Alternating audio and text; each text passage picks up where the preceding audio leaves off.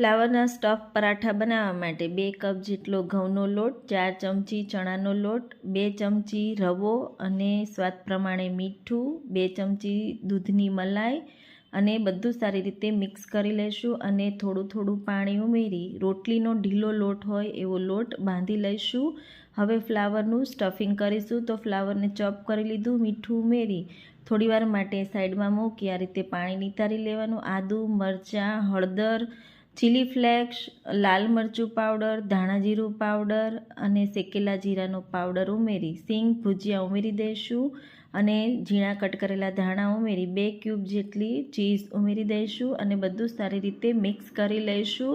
અને એક લુવો લઈ વાડકી જેવો બનાવી એમાં 3 મોટી ચમચી જેટલું સ્ટફિંગ ભરી આ રીતે પેક કરી દઈશું અને પરોઠું વણી લઈશું. તો બંને બાજુ તેલ, ઘી કે બટર લગાવી પરોઠું શેકી લેવાનું.